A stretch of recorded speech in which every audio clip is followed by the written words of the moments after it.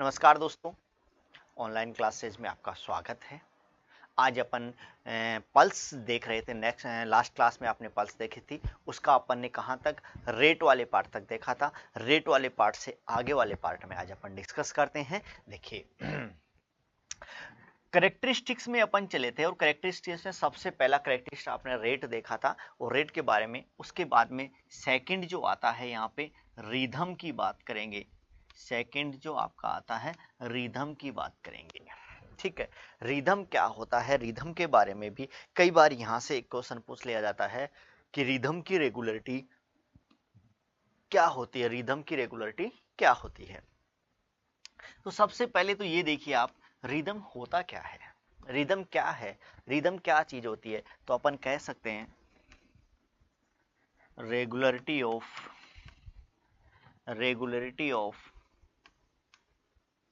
Beats, regularity of beats, या इसको कह सकते हैं, या इसको अपन कह सकते हैं time interval between two beats, time interval between two beats. तो आपने कह सकते हैं रेगुलरिटी ऑफ बीट्स या time interval between two beats, time interval between two beats. तो वो क्या कहलाएगा, रिदम कहलाएगा। रिदम के लिए अगर आपकी टाइम इंटरवल इक्वल है, टाइम इंटरवल अगर इक्वल है तो रिदम भी क्या रहेगा, इक्वल। तो आपने कह सकता है रेगुलरिटी ऑफ बीट, वो क्या कहलाएगी, रिदम कहलाती है। अब देखो रिदम तो आपने देख लिया, या रिदम के बारे में आपने देख लिया, लेकिन इंपॉर्टेंट है यहां से क्या है, एबनॉर्मलिटीज क्या है रिदम की। यहां से कई बार क्वेश्चन आता है कि कौन सी रिदम की एबनॉर्मलिटी है, कौन सी वॉल्यूम की एबनॉर्मलिटी है। ऐसी चीजें जहां आती हैं वहां अपने को थोड़ा सा देखना है। तो यहां आप देख लीजिए abnormality of rhythm, abnormality of rhythm, abnormality of rhythm. तो रिदम की एबनॉर्मलिटी कौन सी है, तो एक अपन बोलते हैं एरिदमिया, या इसको कई बार अपन बोल देते हैं ये डिसरिदमिया, डिसरिदमिया, एरिदमिया, या कई बार इसको अपन क्या बोलते हैं डिसरिदमिया की कंडीशन भी बोलते हैं, डिसरिदमिया की कंडीशन भी बोलते हैं। क्या होता है डिसरिदमिया, क्या होता है एरिदमिया। तो अपन कहते हैं डिसरिदमिया का मतलब क्या, इरेगुलरिटी इन बीट्स, इरेगुलरिटी इन बीट्स। बीट्स की इरेगुलरिटी क्या कहलाती है, इरेगुलरिटी इन बीट्स, वो क्या कहलाती है, एरिदमिया या डिसरिदमिया। ये कॉमनली किस में देखने को मिलती है, एमआई में आपको देखने को मिलती है। मायोकार्डियल इन्फार्क्शन में आपको ऐसी कंडीशन देखने को मिलेगी। क्लियर है। तो आपने कहा एरिदमिया या डिसरिदमिया का, तो आपने कहा इरेगुलरिटी इन बीट्स, इरेगुलरिटी इन बीट्स वो क्या कहलाती है, एरिदमिया या डिसरिदमिया। वो किसकी कंडीशन में, एमआई की कंडीशन में पाई जाती है। अब देखिए एक तो इधर, अब और एक इंपॉर्टेंट बात देखिए यहां पर दूसरा, कई बार आपने सुना होगा intermittent, intermittent pulse, intermittent pulse, या कई बार आपने देखा होगा इंटरमिटेंट पल्स के साथ में पल्स डेफिसिट क्या होता है। इंटरमिटेंट पल्स या पल्स डेफिसिट, इंटरमिटेंट पल्स या पल्स डेफिसिट, देखिए क्या होता है। इसके बारे में कई बार एग्जाम में यहां से पूछा जाता है। सबसे पहले तो इंटरमिटेंट क्या होता है, देखिए इंटरमिटेंट, इंटरमिटेंट पल्स क्या होता है, इंटरमिटेंट क्या होता है। तो इंटरमिटेंट का मतलब हो गया कि कई बार बीच बीच में से रेगुलर इंटरवल में बीट्स क्या होती हैं, मिस हो जाती हैं, वो क्या कहलाता है, इंटरमिटेंट कहलाता है। तो मैं कह सकता हूं beats are missed at regular interval, यानी रेगुलर इंटरवल के अंदर अगर बीट्स मिस्ड हो जाएं तो वो क्या कहलाएगा, इंटरमिटेंट पल्स कहलाता है। तो अपन कह सकते हैं beats are missed at regular interval, beats are missed at regular interval, वो क्या कहलाएगा? इंटरमिटेंट पल्स कहलाएगा। क्या कहलाएगा? Intermittent pulse. तो आपने कहा beats are missed at regular interval, वो क्या कहलाएगा? इंटरमिटेंट पल्स कहलाएगा। अब देखिए यहाँ पे एक आपने बोला था यहाँ पल्स डेफिसिट क्या होता है? पल्स डेफिसिट क्या होता है? देखना, पल्स डेफिसिट का मतलब है जहां से जनरेट होती है और उसके अलावा जहां पेरिफेरी में आप असेस करते हैं या पेरिफेरी में जहां काउंट करते हैं, उन दोनों की काउंटिंग में अगर डिफरेंस आए तो वो क्या कहलाएगा? पल्स डेफिसिट कहलाएगा। जैसे सेंट्रल पल्स, सेंट्रल पल्स कहाँ होगी? हार्ट में। कहाँ होगी? हार्ट में। यहाँ पे आप असेस करते हैं और एक अपन रेडियल पल्स पे काउंट करते हैं, तो एपिकल पल्स और रेडियल पल्स के अंदर जो डिफरेंस होता है, क्योंकि बीच में कुछ गायब हो जाती है, वही क्या कहलाता है? पल्स डेफिसिट कहलाता है। तो मैं कह सकता हूं पल्स डेफिसिट का मतलब क्या है?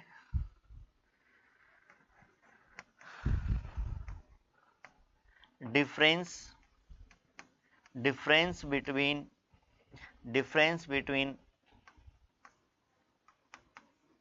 Apical and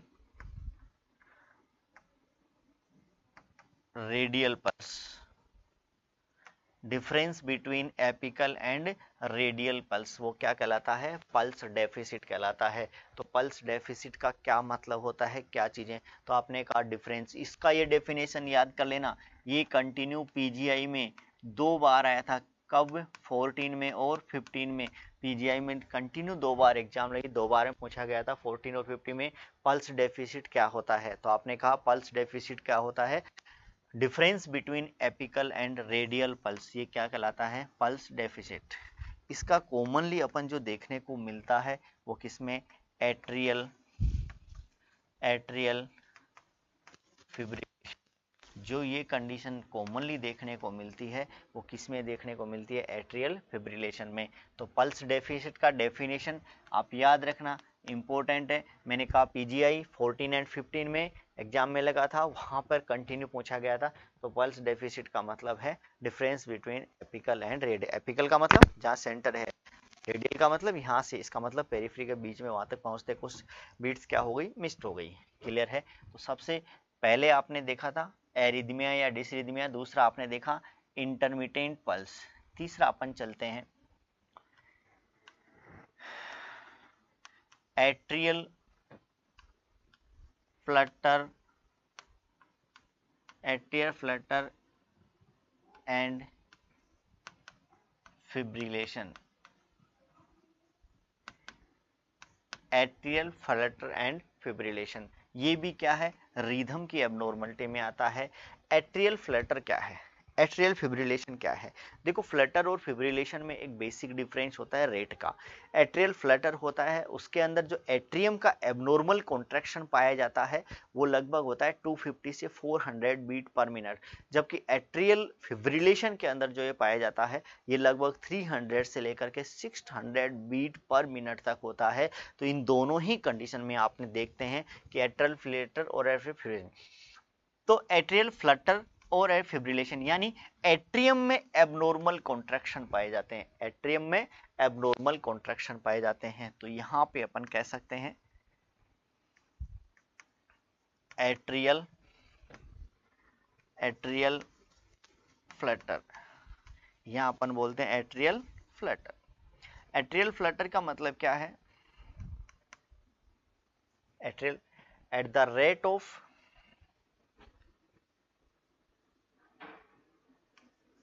atrial atrial atrial, अब इसमें दे एबनॉर्मल एबनॉर्मल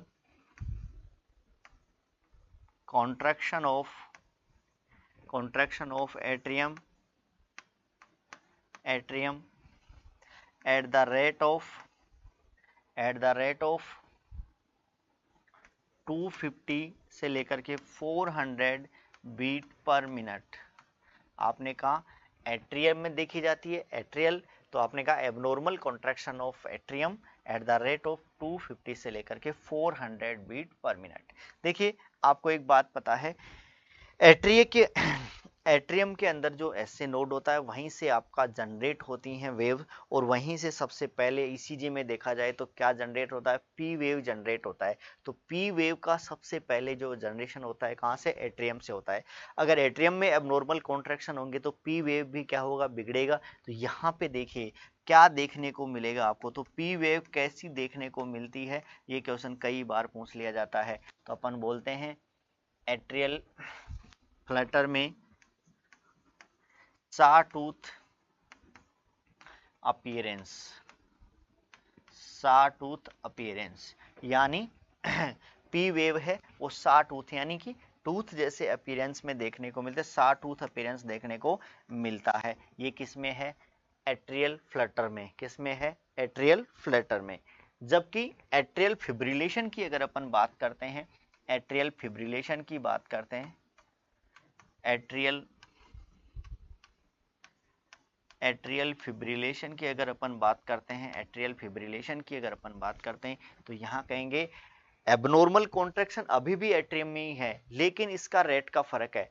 फ्लटर में आपने कहा था 250 से लेकर के 400 बीट पर मिनट है, जबकि यहाँ पे आपने कहा कितना है, लगभग आपने 300 से लेकर के 600 बीट पर मिनट तक देखा जा सकता है। तो अपन कह सकते हैं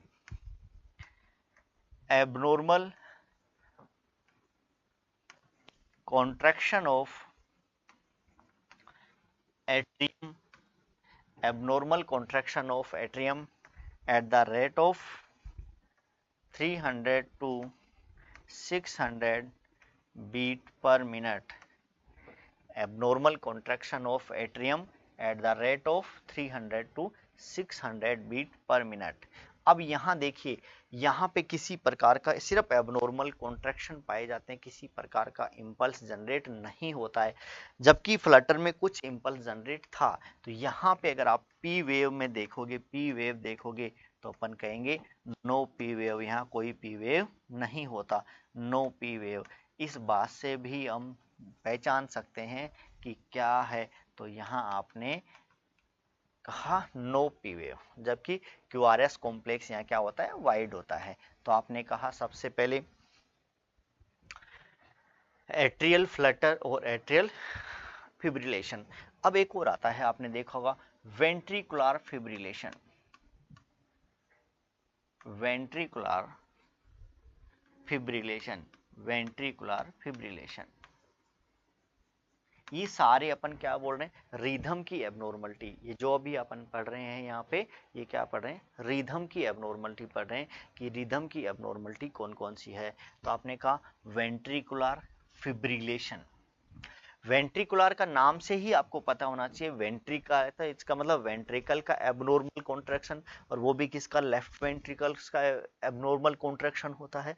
और अगर एबनॉर्मल कॉन्ट्रैक्शन होता है लेकिन इंपल्स जनरेट नहीं होता है, इसलिए किसी प्रकार का कोई आउटपुट नहीं होता, ना पी वेव होती है, ना क्यूआरएस कॉम्प्लेक्स होता है, ना ही कार्डियक आउटपुट होता है, कुछ नहीं होता। तो वेंट्रिकुलर फिब्रिलेशन का मतलब है abnormal contraction of, abnormal abnormal contraction of ventricles at the rate of more than 200 beat per minute, more than 200 beat per minute। आपने कहा abnormal contraction of ventricles at the rate of more than 200 beat per minute। इसमें किसी प्रकार का कुछ नहीं होता, no P wave, comma no QRS complex, no QRS complex, no P wave, QRS complex, no cardiac output, no pulse, no breathing, कुछ नहीं होता क्लाइंट में। तो आपने कहा no P wave, no QRS complex, no, तो ये कहा ventricular abnormal contraction of ventricles at the rate of more than 200 beat per minute, ये क्या कहलाएगा, वेंट्रिकुलर फिब्रिलेशन। तो ये भी किसका एग्जाम्पल है, आपका रिदम की एबनॉर्मलिटी चल रही है। उसके बाद में देखिए यहाँ पर फिफ्थ आप यहां देखेंगे डाइक्रोटिक पल्स। डाइक्रोटिक पल्स, डाइक्रोटिक पल्स, इसके बारे में कई बार पूछा जाता है कि डाइक्रोटिक पल्स है वो किस कंडीशन में देखने को मिलती है। तो डाइक्रोटिक पल्स के बारे में थोड़ा सा अपन देखेंगे। कई बार होता क्या है, हार्ट केवल एक बार बीट करता है और आपको दो पल्सेशन फील होते हैं, वो कहलाता है डाइक्रोटिक पल्स। ये डाइक्रोटिक पल्स जनरली आपको कहाँ, प्रेगनेंसी कंडीशन में देखने को मिलता है, क्योंकि वहाँ पर पेरिफेरल रेजिस्टेंस है वो भी बढ़ जाता है। तो आपने कहा डाइक्रोटिक पल्स है वो कहाँ देखने, तो अपन कह सकते हैं feeling of two pulsation, feeling of two pulsation, feeling of two pulsation by one heartbeat, by one heartbeat, feeling of two pulsation by one heartbeat। Heart एक बार बीट करता है और क्लाइंट को कितनी बार पल्सेशन फील होते हैं, दो पल्सेशन फील होते हैं, उसको अपन क्या बोलते हैं, डाइक्रोटिक पल्स बोला जाता है। और डाइक्रोटिक पल्स का जो कॉमन एग्जाम्पल होता है, डाइक्रोटिक पल्स का कॉमन एग्जाम्पल किस में पाई जाती है, ये कब देखने को मिलती है, तो किसमें, इन प्रेगनेंसी। प्रेगनेंसी की कंडीशन में ये आपको देखने को मिलेगी डाइक्रोटिक पल्स। क्लियर है। तो यहाँ डाइक्रोटिक पल्स के बारे में भी अपन ने बात किया। सिक्स्थ, एक और एबनॉर्मलिटी, वैसे इसको एबनॉर्मलिटी रिदम की, साइनस एरिथमिया। साइनस एरिथमिया, देखो साइनस एरिथमिया वैसे एक हेल्दी पर्सन के अंदर नॉर्मल पाया जाता है, एबनॉर्मलिटी नहीं है। तो साइनस एरिथमिया क्या, पल्स रेट इंस्पिरेशन के दौरान बढ़ जाता है और एक्सपीरेशन के दौरान स्लाइटली क्या हो जाता है, डिक्रीज हो जाता है, वो क्या कहलाता है, साइनस एरिथमिया। तो आप कहेंगे pulse rate increase during inspiration and decrease during expiration, ये कंडीशन क्या कहलाती है, साइनस एरिथमिया। ये कंडीशन क्या कहलाती है, साइनस एरिथमिया। ये एक हेल्दी पर्सन में, एक हेल्दी एडल्ट में, एक हेल्दी एडल्ट में या हेल्दी पर्सन में ये क्या होती है, नॉर्मल होती है। एक हेल्दी एडल्ट पर्सन में क्या होती है, नॉर्मल कंडीशन पाई जाती है, तो साइनस एरिथमिया। तो आपने देखा रिदम की एबनॉर्मलिटी कौन कौन सी है, और रिदम की एबनॉर्मलिटी में आपने देखा सबसे पहले आपने डिसरिदमिया या एरिदमिया देखा, उसके बाद में आपने इंटरमिटेंट या पल्स डेफिसिट देखा, उसके बाद में एट्रियल फिब्रिलेशन और एट्रियल फ्लटर की बात की, उसके बाद में वेंटिकुलर फिब्रिलेशन की बात की, उसके बाद में आपने देखा डायक्रोटिक पल्स, और आप लास्ट में देखा साइनस एरिथमिया। तो ये आपने कुछ कंडीशंस देखी जो रिदम की एबनॉर्मलिटी है, समझ में आ रहा है, बड़ी इंपॉर्टेंट है। बस ये नाम याद रख लेना कि रिदम की एबनॉर्मलिटी कौन कौन सी है। क्यों, क्योंकि आगे देखेंगे वॉल्यूम की एबनॉर्मलिटी कौन सी है, तो मिक्स हो जाए, ऐसी कंडीशन में थोड़ा सा ध्यान रखना वॉल्यूम के कारण कौन कौन सी एबनॉर्मलिटी। तो नेक्स्ट अपन चलते हैं वॉल्यूम की एबनॉर्मलिटी।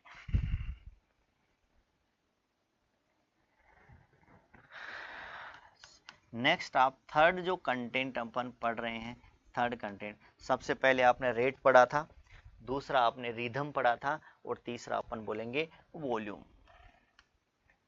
देखो वॉल्यूम से आप क्या समझते हैं, एक आर्टरी के अंदर जो वॉल्यूम जाता है उस वॉल्यूम से क्या मतलब है। तो अपन कई बार डायरेक्ट अगर मैं ऐसे बोलूं तो मैं ऐसे कह सकता हूं फुलनेस ऑफ एन आर्टरी। एक आर्टरी की जो फुलनेस है वह क्या कहलाती है, वॉल्यूम कहलाती है। तो आपने वॉल्यूम के लिए बोला, तो वॉल्यूम का मतलब है फुलनेस ऑफ आर्टरी। एक आर्टरी का फुलनेस क्या कहलाता है? वॉल्यूम। या फिर इस वॉल्यूम को अपन किससे देख सकते हैं? देखो, वॉल्यूम देखने के लिए दो तीन चीजें आपको देखनी पड़ेंगी। सबसे पहले अपन देखेंगे स्ट्रोक वॉल्यूम। जो ये वॉल्यूम है वो क्या है? Stroke volume. स्ट्रोक वॉल्यूम क्या है? जो ईच बीट के अंदर जो आप फील करते हैं, जो स्ट्रोक है, जो वॉल्यूम है, ठीक है, तो वो अपन क्या बोलेंगे? तो volume of blood felt in each beat. Volume of blood felt, volume of blood felt in each beat. Each beat में जो वॉल्यूम ऑफ ब्लड फील होता है वह क्या कहलाता है? Stroke volume. और ये लगभग कितना होता है? 70 ml। कितना होता है? एक बीट में जो स्ट्रोक वॉल्यूम होता है वो कितना होता है? 70 ml। तो आप एक बात हमेशा ध्यान रखना, वॉल्यूम है वो डिपेंड करता है किस पे? स्ट्रोक वॉल्यूम पे। और आपको एक बात और पता होगी, जैसे अपन बोलते हैं कार्डियक आउटपुट, वॉल्यूम, कार्डियक और वॉल्यूम। कार्डियक आउटपुट भी क्या है? वॉल्यूम। कार्डियक आउटपुट क्या होता है? Stroke volume into heart rate. Stroke volume into heart rate. Stroke volume आपने नॉर्मल कितना? 70, जबकि हार्ट रेट एक एडल्ट का कितना होता है? 72। तो लगभग ये कितना हो गया? 5 लीटर के लगभग। तो आपको पता है ईच बीट में आपका जनरली कितना होता है? 5 लीटर। तो एक मिनट में आपका जो कार्डियक आउटपुट होता है, कार्डियक आउटपुट कितना होगा? कितना होता है मिनट में? 5 लीटर के लगभग। तो ये आपका वॉल्यूम डिसाइड। अब आपका वॉल्यूम नॉर्मली किस पे डिपेंड करता है? स्ट्रोक वॉल्यूम पे भी डिपेंड करता है। ये आपका हार्ट कितना फिल होता है इस पे भी डिपेंड करता है। तो ये तो नॉर्मली आपने वॉल्यूम की बात की। तो वॉल्यूम का मतलब है fullness of artery. Fullness of artery depend करती है आपका क्या? स्ट्रोक वॉल्यूम कितना है। और स्ट्रोक वॉल्यूम की जब अपन ने बात, स्ट्रोक वॉल्यूम क्या होता है? Volume of blood felt and in each beat. Each beat में जो वॉल्यूम है वो क्या कहलाता है? और ये लगभग 70 ml। जबकि आपने कहा यहाँ पे कार्डियक आउटपुट, अब अगर अपन देखते हैं तो कार्डियक आउटपुट क्या होता है? कार्डियक आउटपुट कैसे कहते हैं? तो कार्डियक आउटपुट का मतलब है heart rate into stroke volume. अब देखिए, mainly abnormality, abnormality of volume. Volume की एबनॉर्मलिटी क्या है? नॉर्मल वॉल्यूम है या नहीं है, कम है, ज़्यादा है, उसके आधार पे अपन एबनॉर्मलिटी देखते हैं। कौन कौन सी पल्स होती हैं उनके बारे में अपन देखेंगे कि अगर वॉल्यूम के अंदर एबनॉर्मल होता है, अगर वॉल्यूम चेंज होता है तो कौन कौन सी पल्स होती है, क्या वेरिएशंस आता है, इनके बारे में अपन डिस्कस करेंगे। क्लियर है? तो हम देख, सबसे पहले आप देखिए यहाँ पे कोलेप्सिंग, कोलेप्सिंग पल्स या water hammer pulse, water hammer pulse, collapsing pulse या वाटर हैमर पल्स। देखिए, कोलैप्सिंग पल्स क्या होती है, वाटर हैमर पल्स क्या होती है। कई बार इसका एक नाम वैसे नहीं देते, लेकिन कई बार इसको कोरिजन पल्स भी बोलते हैं, कोरिजन पल्स भी बोलते हैं। देखिए उसमें होता क्या है। कोलैप्सिंग पल्स जनरली देखो कब देखने को मिलती है, आपने कहा होगा एरोटिक रिगर्जिटेशन। किसमें? एओटिक रिगर्जिटेशन में देखने को मिलता है। वैसे फुल वॉल्यूम पल्स होती है, लेकिन इसमें कई बार होता क्या है, सडनली आपका, जैसे अपन ने कहा एओटिक, एओटा के अंदर जब भी आपका वॉल्यूम जाता है तो आपका एओटिक वाल्व क्या हो जाता है? बंद। लेकिन इसमें बंद नहीं होता, खुला। तो ये वापस से बैक फ्लो मारता है, यानी आर्टरी क्या हो जाती है? कोलैप्स हो जाती है।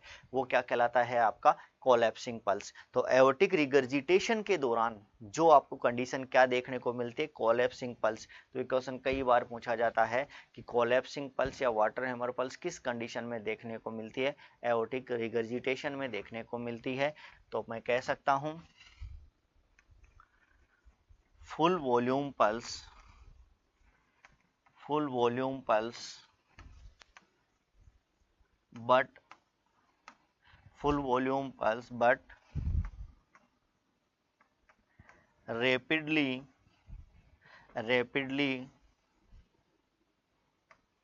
full volume pulse but rapidly collapsing during full volume pulse but rapidly collapsing during aortic regurgitation तो आपने कहा full volume pulse but rapidly collapsing, यानी अचानक से कोलैप्स हो जाती है किसके दौरान, एओर्टिक रिगर्जिटेशन की कंडीशन में। ये ध्यान रखना कि ये जो कोलैप्सिंग पल्स है या कोरिजन पल्स है ये किस कंडीशन में पाई जाती है, कौन सी कंडीशन में आपको देखने को मिलेगी। क्लियर है। तो एक आपने बोला कोरिजन पल्स या कोलैप्सिंग पल्स, ऐसा देखने को आपको मिला।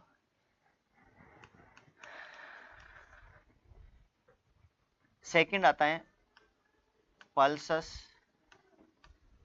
अल्टरनेंस। पल्सस अल्टरनेंस का मतलब है आपका जो स्ट्रोक वॉल्यूम है वो अल्टरनेट रूप से इंक्रीज होता है और डिक्रीज होता है, वो क्या कहलाता है, पल्सस अल्टरनेंस कहलाता है। तो अपन कह सकते हैं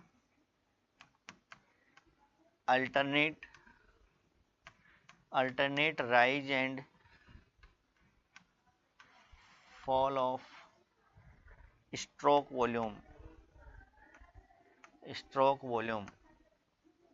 alternate rise and fall of stroke volume, ये क्या कहलाता है, पल्सस अल्टरनेंस। देखिए इनकी डेफिनेशन आपको याद रखना है, क्या डेफिनेशन होता है, किसका ये होता है। तो आपने कहा अगर स्ट्रोक वॉल्यूम अल्टरनेट रूप से आपका इंक्रीज और डिक्रीज हो रहा है वो कंडीशन क्या कहलाएगी, पल्सस अल्टरनेंस कहलाएगी।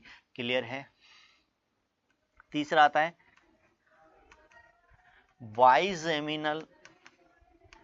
बाइजेमिनल पल्स। थर्ड आपका आता है बाइजेमिनल पल्स। बाइजेमिनल पल्स का मतलब होता है जो प्रीमेच्योर बीट्स हैं या मैं अपन कह दूं सेकंड जो बीट है वो वीक फील होती है। क्यों? क्योंकि इनएडिक्वेट फीलिंग के कारण। किसके कारण? लेफ्ट वेंट्रिकल के इनएडिक्वेट फीलिंग के कारण ऐसे देखने को मिलता है। तो बाइजेमिनल पल्स का मतलब होता है premature oblique second beats feel weak due to inadequate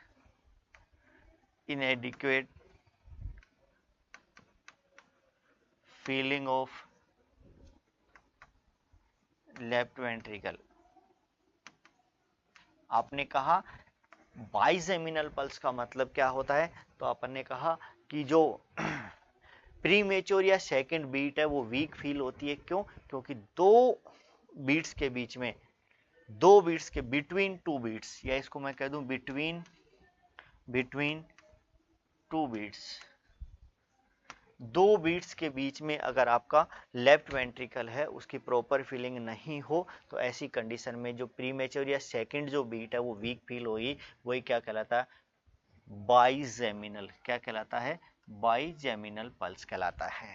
clear है। तो बाइजेमिनल पल्स का मतलब क्या होता है, तो प्रीमेच्योर और सेकंड जो बीट है वो वीक फील होगी। क्यों? क्योंकि दो बीट्स के बीच में जो आपका लेफ्ट वेंट्रिकल है वो प्रॉपर फीलिंग नहीं होगा। तो एक प्रीमेच्योर बीट और आती है, उसी को अपन क्या बोलेंगे, बाइजेमिनल पल्स। देखिए फोर्थ, यहाँ पे तीन आपने देखा, यहाँ पे क्या क्या। अब आपको आते हैं यहाँ पे बाउंडिंग पल्स। एक नाम सुना होगा आपने, बाउंडिंग पल्स।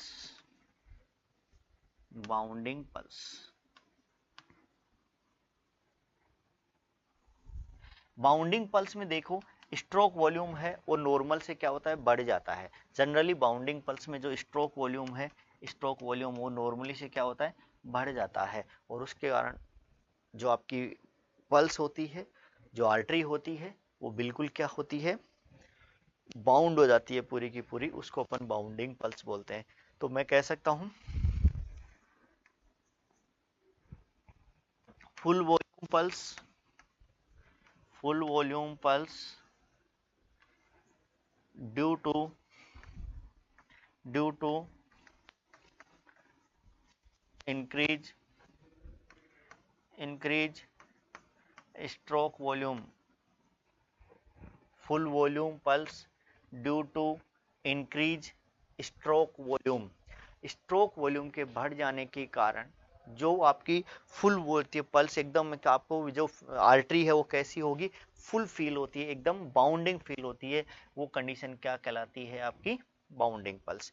बाउंडिंग पल्स किन किन कंडीशंस में आपको देखने को मिलता है, ये चीज कई बार आपको देखने को, या कई बार आपको यहाँ सोचने को, ये बहुत सी जगह आप देखने को मिलेगी। जब अपन फ्लूइड पढ़ेंगे वहां पे इसका फ्लूइड में अगर हाइपरवोलेमिया की कंडीशन हो जाती है, ऐसी कंडीशन में भी आपको क्या देखने पड़ेगा, बाउंडिंग पल्स। जब बीपी हाई हो जाता है उस कंडीशन में भी कई बार अपने क्या बाउंडिंग पल्स देखने को मिलती है। तो अपन देखिए कौन कौन सी, हाइपर वोलेमिया की कंडीशन में ये देखने को मिलती है, एंजाइटी की कंडीशन में ये देखने को मिल सकती है, लीवर फेलियर हो जाए उसकी कंडीशन में ये देखने को मिल सकती है, एनीमिया की कंडीशन में ये देखने को मिल सकती है। तो हाइपरवोलेमिया, इन कंडीशंस में आपको बाउंडिंग पल्स देखने को मिलेगी। तो बाउंडिंग पल्स का मतलब है स्ट्रोक वॉल्यूम नॉर्मल से ज़्यादा बढ़ जाता है, वॉल्यूम बढ़ जाता है और उसके कारण आपकी आर्टरी एक बिल्कुल बाउंड हो जाती है, थोड़ा सा वो हार्ड हो जाती है, उसको अपन क्या बोलते हैं, बाउंडिंग पल्स। अब देखो एक आता है वीक पल्स।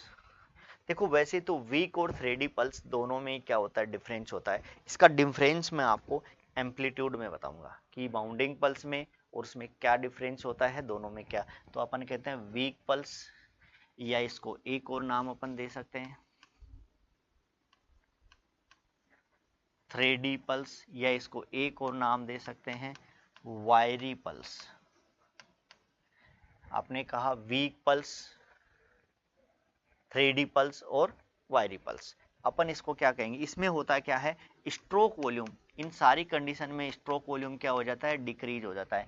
अभी मैंने कहा सारी की सारी वॉल्यूम पे डिपेंड करते हैं, तो स्ट्रोक वॉल्यूम क्या हो गया, डिक्रीज हो गया। और स्ट्रोक वॉल्यूम डिक्रीज होने के कारण वीक, तो अपन कह सकते हैं pulse feel weak, pulse feel weak due to pulse feel weak due to decrease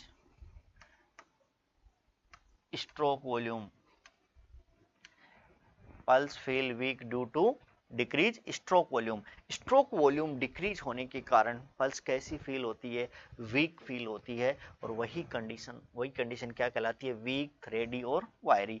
वैसे तो देखो इसके अंदर थोड़ा सा डिफरेंस होता है, इनमें अपन देखेंगे, लेकिन एग्जाम्पल के तौर पे अपन बता सकते हैं कब कब ऐसा देखने को मिल सकता है।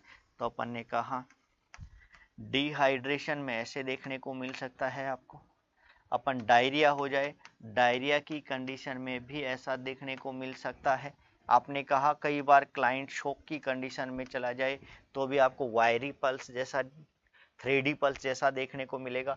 तो इन किन किन कंडीशंस में देखने को मिल सकती है, तो आपने कहा डिहाइड्रेशन में, डायरिया में, या आपने कहा शॉक की कंडीशन में आपको वायरी या थ्रेडी पल्स देखने को मिलेगी। तो ये भी आपने कहा वीक पल्स। या एक है, एक और एग्जाम्पल आता है इसका commonly, paradoxical paradoxical pulse, paradoxical pulse. इसका कई बार इंपॉर्टेंट है, कई बार एग्जाम में क्वेश्चन पूछा गया है, very very very important. Paradoxical pulse क्या है, देखिए क्या होता है। तो आपने कहा इंस्पिरेशन के दौरान, किसके दौरान, इंस्पिरेशन के दौरान पल्स कैसी, वीक फील होती है स्ट्रोक वॉल्यूम के डिक्रीज होने के कारण। तो मैं आपको कह सकता हूं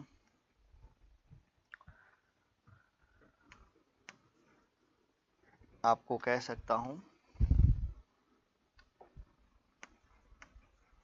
pulse feel weak during inspiration, वो कंडीशन क्या कहलाएगी? Paradoxical pulse. आपने कहा pulse feel weak during inspiration, inspiration के दौरान पल्स का वीक फील होना क्या कहलाएगा? पैराडॉक्सिकल पल्स कहलाता है। जनरली एग्जाम्पल के तौर पे किस कंडीशन में देखने को मिलेगी? तो आपने कहा cardiac टेम्पोनेड,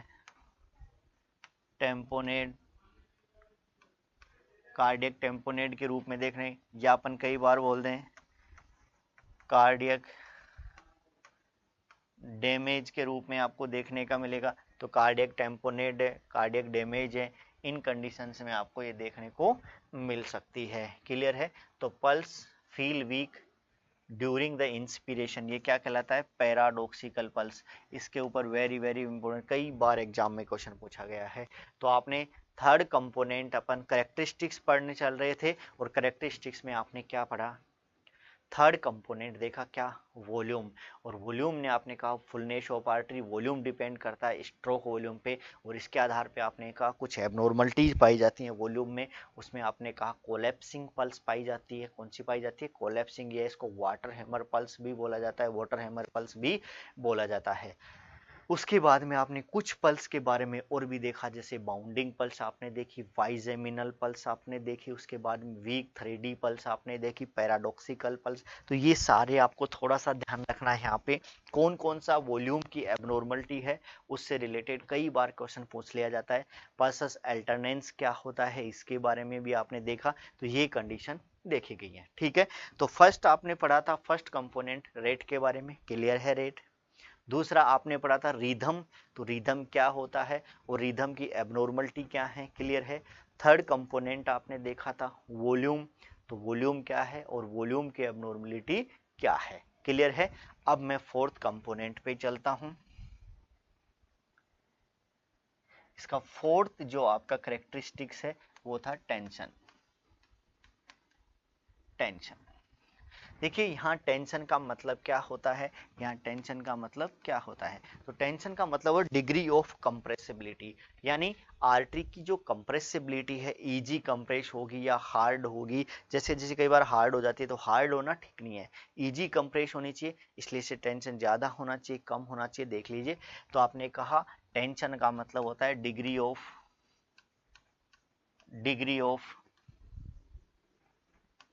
compressibility, degree of compressibility, degree of compressibility, ये क्या कहलाती है? टेंशन कहलाती है। एक बात, डिग्री ऑफ कंप्रेसिबिलिटी। अब आपने कहा हाई टेंशन, देखो इसमें अपन देखते हैं हाई टेंशन हो या फिर लो टेंशन। टेंशन तो हमेशा कम ही होना चाहिए, हाई होना ठीक नहीं है। अरे हाई टेंशन होना ठीक है क्या? नहीं है। आपने देखा हाई टेंशन या लो टेंशन, तो आपने कहा टेंशन का मतलब यहाँ तो आर्टरी की कंप्रेसिबिलिटी से, फ्लेक्सिबिलिटी से डिपेंड करता है। तो हाई टेंशन होगा तो अपन ने कहा difficult to compress, difficult to compress, difficult to compress. And अगर अपन इसके बारे में कह सकते हैं तो अपन कह सकते हैं easy to compress, easy to compress. तो आपने कहा अगर टेंशन कम होगा तो इजी टू कंप्रेस, यानी इसकी फ्लेक्सिबिलिटी बनी रहेगी। और अगर इसमें आपने कहा हाई टेंशन होगा, इसका मतलब है कंप्रेसिबिलिटी यानी कंप्रेस करने में क्या होगी? डिफिकल्ट होगी। तो आपने कहा डिग्री ऑफ कंप्रेसिबिलिटी क्या है? Degree of compressibility. तो डिग्री ऑफ कंप्रेसिबिलिटी का मतलब समझ में आ गया आपको क्या है? तो टेंशन, टेंशन का मतलब होता है degree of compressibility, degree of compressibility का मतलब इलास्टिसिटी कैसी है आर्टरी की, उसके बारे में आपको देखने को मिलेगा, क्लियर है। अब आपका फिफ्थ जो करेक्टरिस्टिक्स आता है वो आता है amplitude. Amplitude, amplitude oblique quality, quality of pulse, amplitude oblique quality of pulse. तो एम्पलीट्यूड और क्वालिटी ऑफ पल्स के बारे में अपन क्या समझते हैं, क्या देखते हैं। देखो एम्पलीट्यूड और क्वालिटी ऑफ पल्स है वो किस पे डिपेंड करती है, ये स्ट्रोक वॉल्यूम पे डिपेंड करती है। वॉल्यूम कितना है, क्या है, उसके आधार पे कितना कार्डियक आउटपुट जा रहा है, कार्डियक आउटपुट के आधार पे डिपेंड करता है कि पल्स की क्वालिटी क्या होगी, उसका एम्पलीट्यूड क्या होगा। तो ये किस पे डिपेंड करता है, depends on stroke volume, depends on stroke volume, depends on stroke volume. देखिए स्ट्रोक वॉल्यूम कितना है, कैसा है, कम है, ज्यादा है, उसके आधार पे अपन इसका क्या देते हैं, एक रेटिंग दी जाती है। और जैसे जैसे अपन कुछ रेटिंग यहाँ पर पल्स की रेटिंग देंगे अपन, रेटिंग में देखिए अगर आपने रेटिंग क्या दिया, जीरो रेटिंग दिया, क्या दिया, जीरो रेटिंग, इसका मतलब है नो स्ट्रोक वॉल्यूम, कोई स्ट्रोक वॉल्यूम नहीं है, no stroke volume, SV, no SV, no stroke volume, इसका मतलब है किसी प्रकार का कार्डियक आउटपुट नहीं है, इसका मतलब क्लाइंट क्या है, डेथ हो चुकी है। तो आपने कहा अगर एम्पलीट्यूड अपन बताते हैं क्या है, जीरो है, तो इसका मतलब कोई स्ट्रोक वॉल्यूम नहीं है। अगर अपन बात करते हैं +1, +1 का मतलब है स्ट्रोक वॉल्यूम है लेकिन स्ट्रोक वॉल्यूम क्या है, कम है, डिक्रीज स्ट्रोक वॉल्यूम है। और ये किस कंडीशन में आपको देखने को, इसको किस कंडीशन में देखा, ऐसे आपको कैसी, बिल्कुल कम स्ट्रोक वॉल्यूम है, बिल्कुल थोड़ा सा स्ट्रोक वॉल्यूम कुछ काटेगा, ये कैसी, शॉक की कंडीशन में, जिसको अपन क्या बोलते हैं, वायरी या 3D पल्स बोलते हैं। तो ऐसी कंडीशन में आपको क्या देखने को मिलेगा, वायरी ओब्लिक 3D पल्स देखने को मिलेगा, वायरी ओब्लिक 3D पल्स देखने को मिलेगा। और ये कंडीशन किस में देखी जाती है, शॉक की कंडीशन में आप देख सकते हैं। तो आपने कहा, सबसे पहले आपने कहा जीरो एम्पलीट्यूड है, जीरो एम्पलीट्यूड का मतलब है नो स्ट्रोक वॉल्यूम, कोई स्ट्रोक वॉल्यूम नहीं है, इसका मतलब कोई पल्स नहीं है, इसका मतलब डेथ है। +1 एम्पलीट्यूड का मतलब है स्ट्रोक वॉल्यूम है लेकिन बहुत कम है, डिक्रीज स्ट्रोक वॉल्यूम है, ऐसा कहाँ, शॉक की कंडीशन में, जैसे वायर या 3D पल्स।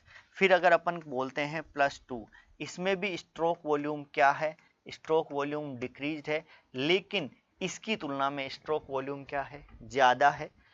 अब इसमें कैसी पल्स देखने को मिलेगी, वीक पल्स देखने को मिलेगी। और वीक पल्स के लिए मैंने कहा था किस किस कंडीशन में देखने को मिलती है, जैसे आपने कहा डिहाइड्रेशन में देखने को मिलती है, या फिर आपने कहा डायरिया की कंडीशन में देखने को मिलती है, डायरिया की कंडीशन में देखने को मिलती है। तो ये देखिए आपने कहा वीक पल्स या डिहाइड्रेशन या डायरिया की कंडीशन में। अब थोड़ा सा और आगे हैं, अगर एम्पलीट्यूड +3 है, देखो पहले बिल्कुल स्ट्रोक वॉल्यूम था नहीं था, इसका मतलब कार्डियक आउटपुट जीरो था, इसका मतलब कोई पल्स नहीं थी, इसका मतलब अपन क्या मान सकते हैं, डेथ है। उसके बाद में आपने कहा +1 एम्पलीट्यूड की तरफ गए, इसका मतलब स्ट्रोक वॉल्यूम है लेकिन बिल्कुल कम, यानी अब इस कंडीशन में आप क्या देखने को मिलेगा, शॉक की कंडीशन में वायर या 3D पल्स। उसके बाद थोड़ा स्ट्रोक वॉल्यूम और बढ़ा, इसका मतलब है वीक पल्स, ये डिहाइड्रेशन और डायरिया की कंडीशन में ऐसा देखने को मिलता है। अब आपने कहा +3 एम्पलीट्यूड, इसका मतलब है स्ट्रोक वॉल्यूम क्या है, नॉर्मल है, स्ट्रोक वॉल्यूम क्या है, नॉर्मल है, इसका मतलब नॉर्मल पल्स देखने को मिलेगी, नॉर्मल पल्स देखने को मिलेगी, नॉर्मल पल्स देखने को मिलेगी। क्लियर है।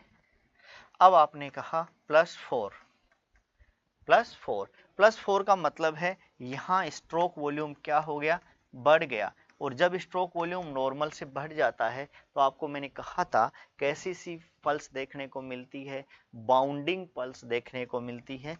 तो यहाँ अपन ने कहा बाउंडिंग पल्स देखने को मिलेगी, बाउंडिंग पल्स देखने को मिलेगी। तो ये अपन ने कहा स्ट्रोक वॉल्यूम अगर इंक्रीज हो जाता है तो उस कंडीशन में आपको कैसी देखने को मिलेगी, बाउंडिंग पल्स देखने को मिलेगी। और बाउंडिंग पल्स किस किस कंडीशंस में देखने को मिल सकती है वो आपने पहले भी अपन ने डिस्कस किया था, किस किस कंडीशन में, हाइपरवोलेमिया की कंडीशन में देखने को मिलेगा, एनीमिया की कंडीशन में देखने को मिलेगा, हेपेटिक फेलियर की कंडीशन में देखने को मिलेगा, ये कंडीशन देखने को मिलेगा। क्लियर है। तो ये अपन लास्ट में चले थे, एम्पलीट्यूड क्या होता है, पल्स का क्या एम्पलीट्यूड होगा उसके बारे में अपन डिस्कस किया। तो आपने एम्पलीट्यूड में जीरो एम्पलीट्यूड होता है, जीरो का मतलब कोई स्ट्रोक वॉल्यूम नहीं है, कोई प्रकार का कार्डियक आउटपुट नहीं है, कुछ नहीं है, इसका मतलब डेथ हो सकती है। +1 का मतलब सर्कुलेशन है लेकिन बिल्कुल कम है, तो इसका मतलब क्या हो सकता है, वायर या 3D पल्स शॉक में देखने को मिल सकता है। +2 का मतलब है कि थोड़ा सा है स्ट्रोक वॉल्यूम ज्यादा है, मतलब इसकी तुलना में ज्यादा है, इसका मतलब कुछ सर्कुलेशन पाया जाता है, इसका मतलब डिहाइड्रेशन और उसमें, जबकि +3 का मतलब कहाँ जाते हैं, नॉर्मल की ओर, और नॉर्मल से ज्यादा स्ट्रोक वॉल्यूम और बढ़ जाए तो वो क्या कहलाएगा, आपका बाउंडिंग पल्स के रूप में देखने को मिलता है। तो ये अपन करेक्टरिस्टिक्स पढ़ने चले थे, 5 प्रकार के करेक्टरिस्टिक्स। तो पल्स में आपने क्या क्या पढ़ा, देखिए सबसे पहले आपने देखा पल्स क्या होती है, उसके बाद में आपने देखा पल्स का असेसमेंट कैसे किया जाता है और कहाँ किया जाता है, क्या मेथड होता है। उसके बाद में अपन देख रहे कॉमन साइट्स कौन कौन सी होती हैं, कॉमन साइट्स के बारे में आपने डिस्कस किया, समझ में आया आपको। उसके बाद में अपन ने देखा करेक्टरिस्टिक्स क्या होते हैं, पल्स के कौन कौन से करेक्टरिस्टिक्स होते हैं, उन करेक्टरिस्टिक्स के बारे में आपने 5 प्रकार के करेक्टरिस्टिक्स देखे। एक आपने रेट देखा, एक रिदम देखा, एक वॉल्यूम देखा, एक आपने देखा टेंशन और एक एम्पलीट्यूड। रेट की बात अपन ने लास्ट क्लास में की थी, जबकि रिदम, वॉल्यूम, टेंशन और एम्पलीट्यूड इसकी बात मैंने इस क्लास में की है। ये आपका पल्स था और यहां से इंपॉर्टेंट क्वेश्चन एग्जाम आते हैं। Thank you. Next upon third जो कंपोनेंट आता है आपका वाइटल साइन का, ब्लड प्रेशर, नेक्स्ट क्लास में देखेंगे।